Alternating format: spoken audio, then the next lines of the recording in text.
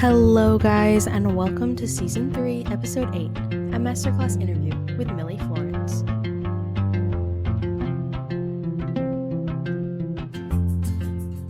Hello, everyone, and welcome back to the Inked Podcast. Today, we are wrapping up yet another season of the show with our Masterclass interview. And joining us today for said Masterclass interview is the lovely Miss Millie Florence. So, how are you doing today, Miss Millie? I'm doing pretty good. It's been a pretty normal day. I guess the one notable thing is I did read a few one-star reviews of my book. That's always interesting. I feel like the 1-star reviews are almost more fun to read than the 5 star sometimes. Oh yeah, they're very entertaining, and I've been publishing books and getting reviews in them since I was 13, so they don't bother me a ton anymore. But it is always funny. Like the one I read today, the complaint was like that the characters weren't developed enough, but then whoever wrote it misspelled almost all of the characters' names. Sometimes I feel bad like making fun of people for that because I got like a message recently from someone telling me about something writing related, and I was reading it and I was like, sorry if you hear my dog. But I was reading it and I was like, there are so many grammatical errors in this. Yeah. And I was like, I love you as a person, but like, please, like, okay, um, I don't mind it in like everyday life, but if you're gonna critique a book, at yeah, least spell things right. Like that, like misspelled literary criticism is almost an oxymoron in my yeah, mind. very much so. Okay, well, I am so excited to have you on today. I feel like we're gonna have a very fun time talking about our questions. But for those of you who haven't heard of Millie yet, she is the oldest of 5 siblings in a wonderful and boisterous homeschool family and has loved writing and reading for as long as she can remember. Thus far, she has published 3 middle grade books, which are Honey Butter, which she self published at 13, and The Balter of Ashton Harper, which she did with Bandersnatch Books, and then she did Beyond Mulberry Glen with Waxwing Books. And coming very soon, I feel like I'm saying and a lot, but that's okay. It's okay. And I feel like I added all of those ands though. Um, and coming soon on October 27th, she will be releasing yet another one of her books, which is book 1 of her first ever series, and that is the Mage Pocket Trilogy. And if you want to know more about Millie and even read some of her works or like just find her on her social platforms, you can do that by visiting her website, which I will link in the description of this episode. Which is, if you can't find it in the description, her website is literally millieflorence.com, which you can absolutely go check that out. It's really cool, and I really liked her website when I looked at it. Um, Thank you. but without further delay, are you ready to just dive into our questions for today, Miss Millie? I was born ready. I always love that response. Um, okay, well, our first question for today, obviously, you've had a very impressive writing journey, all the way from when you self published Honey Butter at the age of 13 up to now. And the question that we had was, how did you first find writing? So the answer to that question, I always feel like it's a bit of a cheat answer because the real answer is that I don't know because I was so young. Like literally one of my first ever memories is from when I was about 4 years old, laying awake under the covers at night, whispering stories to myself long after my parents told me to go to sleep. Like that was the beginning. Before I could type properly on my own, my parents got me a like handheld MP3 recorder for Christmas, and I would tell all my stories aloud into that. And then once I could type, there was no stopping me. I was just writing nonstop. That's really cool though. I like that you started with like saying them to yourself and not even just like writing them or typing them out. You started by saying them to yourself because I'll be honest, Yeah. I feel like I probably did that too. Cuz like I have very faint memories of doing it like every once in a while, but like Mhm. you have such I feel like you have like a more vivid grasp on what you did with that. And I love how your parents like supported that with like the MP3 recorder. That's great. Oh yeah, So, absolutely. I mean, before the recorder even, there were points where I would dictate the stories aloud, and my parents would actually type them down as I was like speaking them. ooh, And they ended up getting the recorder because I had too many ideas. They couldn't keep up with me. They're like, "We need something else oh for my you to tell god. these stories into." That's so fun. That's how my mom feels with like when I'm just telling her about my stories because she'll be like, "Oh, which story are you working on?" And then I'll like externally process something that I'm having a hard time with in the story, and she's like, "Okay, great." And I'm like, I've done that too, for sure. and I'm like, I love that my mom is genuinely interested though. Like she wants to know, but I think she'll grasp it more when it's in a physical book and it's not like just in my head. Um, I'm also like terrified of giving my mother my stories though. But moving on from Yeah. that into our next question, obviously you are about to have your first like series come out, and that is the Mage Pocket trilogy. But what Yeah. made you want to write a series for the first time? Yeah, that's a really good question. So it's interesting. So it was a combination of a few different things. Thing number one is just that, gonna be totally honest, I know that series sell really well. Hmm. um, I'd heard it a lot from kids, because once I'd published my first couple of books, they were like, when are you going to write a series? When are you going to write a series? I love to read series. When are you going to write a series? So that was part of it. I kind of always had that in my head. I'm like, oh, I should be on the lookout for an idea that would make a good series, because clearly this is something my readers really want. Hmm. Um, so that was thing number one. Thing number two is, for every single one of my books, I always try to include something new that really pushes me and forces me to grow as a writer.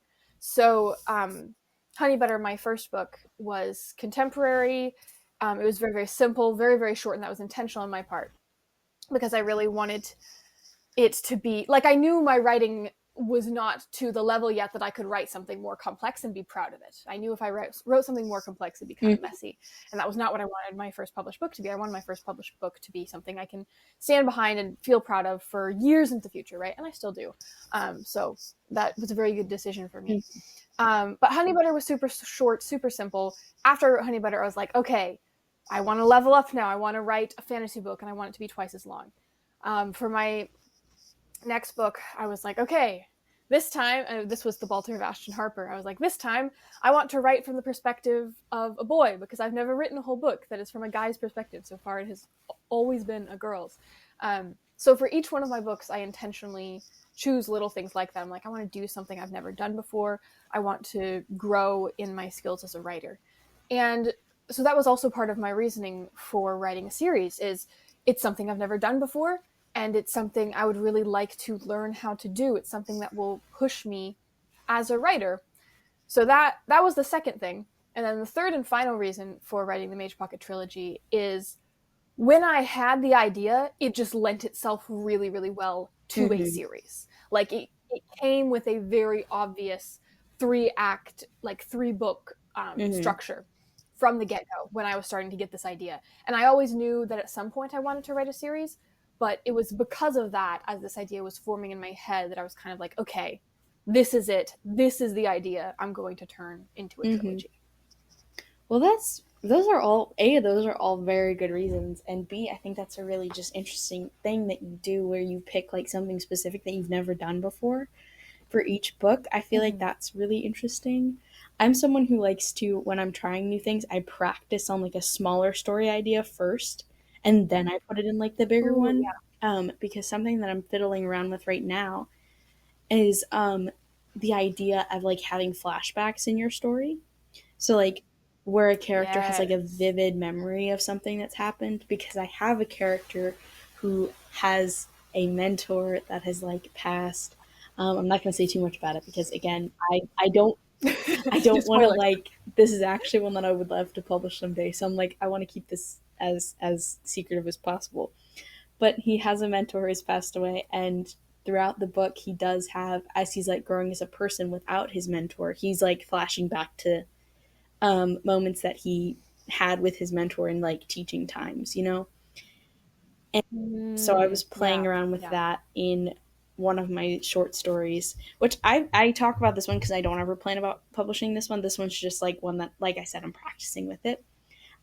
And that's the Dragonspire Tales. I've talked about that on the podcast before for those of you who have been around for a while, um, with the flashbacks. And Yeah. I think what you do with it is probably way more complex than what I do with it. Um, but It's the same thing though, just on a bigger scale. mm, It sounds like, yeah, with the practicing. I think that is a really good way to go though. Is like practicing something within a shorter form first before moving yeah, on. You know, I mean, it makes sense when you're in, I don't know, like a violinist. You don't play the song for the first time on stage in hmm front of an orchestra. You practice it alone in your room a lot before you get yeah, to that point. Right. very much so. Okay, moving into our next question. Obviously, this is a great answer, and I'm all here for it. And but moving into our next question, this is actually a question that I wish I had used on more of my masterclass interviews. I only used it on about one thus far, but I wish I had used it on more because it always tells you so much about like you as a writer. And that is, if you Mm-hmm. could spend a week anywhere, where would you want to go? Does it is this It like can a be real it place can be or any fictional, like it Earth can or be an Earth, fictional? it can be wherever you want it to be. I recently asked this to an accountability Mm, group I was a part of, and the answers just told me so much about them as a person and them as a writer.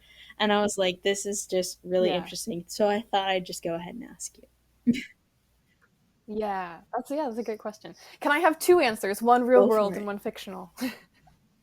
Okay, so within the real world, if I could if I could spend a week anywhere, I want to go to Mm, Thailand. Um, my parents honeymooned in Thailand because they were missionaries all across Asia before I was born, and even while I was a toddler. So there's like pictures of me in Thailand as a little baby riding elephants and eating mango and stuff. And I really want to go back. I really want to go back now as an adult because I don't remember any of it mm-hmm. from when I was that age. And um, also, Thailand's incredibly cheap. That's a good reason. It is. It is. You can get like a full meal for $1 American. It's insane. So I want to go to Thailand for that reason, and also just because it's such a different culture. Again, my parents traveled all over Asia when they were newly married, and then when they had me, and I don't remember any of it. But Asian cultures are just so completely different from America and Europe and all of that. And I feel like it'd be super interesting, and I would learn a lot, and I'd get a lot of story inspiration from just being in a completely different place. And then in terms of fictional worlds, if I could spend a week in any one of those, I would choose to spend a week with the Oh, Mysterious Benedict Society in that's a good Mr. one. Benedict's That's a house. really good one. I wish I remembered more of those Yeah. books because I'd read some of them. Um, or my brain is totally spacing right now. Um, but I understand what you're talking about because I remember reading them, and I wish I remembered more of them because it's been so long. But I They're so good. I Highly want to recommend a reread them. reread My TBR is if so you ever get long the right chance. now. Yeah. But I get that. There's I'm too just many so good books. daunted by adding anything else to it. But yeah, I just think like imagine a writing retreat with the that. Mysterious Benedict Society group. Like I feel like Rainy would be the best beta Hmm. reader ever. Sticky could answer if you had any like medical questions about your characters getting injuries or whatever. Sticky would have the answer. Hmm. If you're like, how is this fight scene gonna play out? Kate would probably go and like Hmm. demonstrate, and then Constance would just make So fun of you. But we all make fun of Constance would that. just So make fun of you. We need that. Um, so yeah. those are great answers. I 100% agree with both of those. Um, and I will answer this question eventually, but not today. You should. Yeah. So Ooh, moving on to yes, our hanging. next question, which this is one that I've asked most every single one of my masterclass guests, and that is, what is something that you wish all young writers knew? Ooh. something I wish all young writers knew. I feel like this is kind of harsh advice, but I'm going to say it anyway.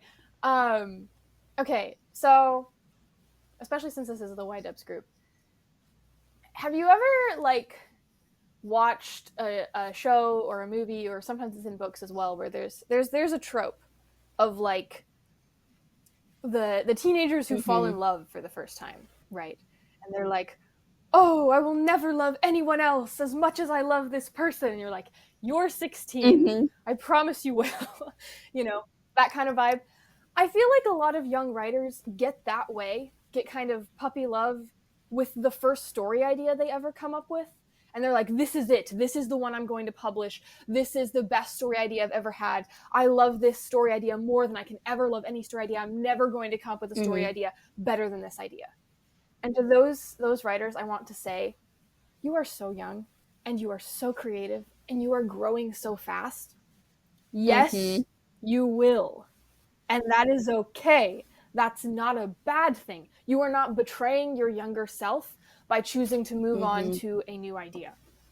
It just means you're growing, right? So don't hang on to the very first story idea you come up with as if it is the end all be all. I know it feels like right now you will never come up with something better, but you will. I promise you will. Within a few years, with all the learning and growing you're doing, you will come up with something that you love just as much, if not more, than the idea you have now. Mm-hmm. And that is a good thing. That is something I I feel wish like all that's young so writers knew. important to know and to think about, because even when you have that original idea and you do love that idea, just know that eventually you might come back to it. So like you're talking about the whole thing of like loving this original idea so much, but the thing is, I agree with that 100%. I totally agree with that. But something that you can also think of is, think when you write that original story idea, if you do love it, and then you're like, okay, I love this story idea, I love this so much, but then you move on and you grow, remember that if you do still love that story idea, you can always make it better. 100%. I love, yes, absolutely. And actually, to bring up something here, I I have done have that with two. my own books. Beyond Mulberry Glen, um, a long time ago, when I was like 7, I think, I came up with a story idea called Lydia and the Forever Living Land. And there was a peach tree fairy named Pitt in that story, and there was a slowly encroaching darkness, and there were houses in the treetops. And guess what? All of those elements and even the main character's original name made it into Beyond Mulberry Glen, the second book I ever published. It's very different in a Mm-hmm. lot of ways, but like you really can take those ideas from those initial stories and work them into stories later as a more experienced writer. So again, Mm-hmm. you're not even giving up ever on any idea that you decide to put aside. It's Mm-hmm. always with you in some capacity, whether you publish it or not. And you can always go and Mm-hmm. work it into something new and publish And it. that's actually exactly what I'm doing right now. I know I've said this before on the podcast, but my first story that I ever wrote is actually what my now series that I'm working on writing, called Amulets of Averon. It is actually based off of that first story I ever wrote. And it has a lot of the same elements, it Yeah. has a lot of the same character personalities. But it's just in that original one, there were so many things that I didn't know yet. And so eventually I came back around and I was like rereading that story and I was like, I could actually turn this into a series probably. And Yeah. Yeah. Don't and be so that's afraid what to I did. rework And that I story. have not Yeah. regretted it since, because I feel like it gives me a chance to go back to that original little writer that I was. And it also gives me a chance to like see how much I have grown, because like I know a lot of the time we as writers get discouraged with where we are with our writing, and we're just like, oh, we're not improving at all. Go back and read one of your original works and then read what you wrote recently, and you will see how much you've grown. Um, okay, 100%. moving Yeah. into our next question, and that is, what was it like being published at such a young age? Hmm. It was a lot of pressure that I mostly put on myself. Yeah, gonna be honest, and I think a lot of young writers listening to this podcast can probably relate to this. And I think it comes with being a young teenager, honestly. I mean, I still feel it now sometimes, but I have the experience to kind of take a step back, I guess. Um, just that the only person putting pressure on yourself is you. And that was a huge thing for me when I published my first book at 13. I was so stressed about book sales numbers and Instagram likes and all of those things. And it's not like, again, my parents were the most supportive people in the world. I like there was no one else putting pressure on me to achieve a certain standard. It was only myself. And there are times when I would be in tears because I hadn't sold as many books as I wanted to that month or whatever. Um, Looking back, I really wish I had stressed less, honestly. Um, and I think a lot of those feelings worked their way into my book, The Balter of Ashton Harper, actually. Like, the best answer to this question, honestly, what was it like being published at such a young age, is read The Balter of Ashton Harper, because that is like my book that contains all of the feelings of like trying to pursue a dream as a young teen. That is what that book is about. And a huge part of that is like the pressure you put on yourself, the expectations you want to hold yourself to. And it's good to have those goals and those aspirations and those expectations. They just need to be balanced with a little perspective of like I don't know, just believe in yourself more. You have so much time, and you're learning again. You're learning and growing so fast. You are doing all the right things, and just because you're not seeing immediate success doesn't mean that you're not on the way Mm-hmm. to success For eventually. sure. I 100% agree with all of that. And I think that's really cool that you did put so much of like how you were feeling into your story when you wrote The Bolter of Ashton Harper. And I think I don't know, writing from personal experience is something that I feel like gives books so much more character. I talked about this with my youth leader actually recently, and we were talking about writing from personal experience in like a fictional setting. And he was like, "How exactly do you do that?" And I was like, "Well, it's just Mm-hmm. basically pouring your heart and soul into your characters and like however you're feeling at the time." And it just ends up with this story that helps you find encouragement as much as it helps someone who might be in your shoes find encouragement. Oh, absolutely. I mean, I've done that to Oh some yeah. extent in every single one of my books. I think um, you hear actors talk about this, that acting is really not pretending. It's just accessing different emotions and different Mhm. memories that you have felt in the past and bringing them into this character and this fictional setting, right? And I do the exact same thing. And this is maybe Mhm. partially helpful because I am also an actor. I do musical theater quite a bit. And so I do the same thing that I do on stage with musical theater that I do when I am writing. Is when I am writing these scenes, I think of, my character could be in the most ridiculous situation. They could be fighting a dragon. But I always ask myself, what are the emotions they're feeling right now? And when have I felt those emotions in my life? And then how can I turn those emotions that I felt, how can I adapt them into Mhm. this fictional scene, this fictional As an story, right? actor myself, I can 100% say that I do that in writing too. I've taken that from I don't think I used to do it, and I think it does have something to do with being an actor. And thankfully, I feel like a lot of writers actually are actors at some point, like in their lives, because when I talk to a lot of my writer friends, Yes. they're all like theater kids as well. And I'm like, oh my gosh, we take so much from this, don't we? Um,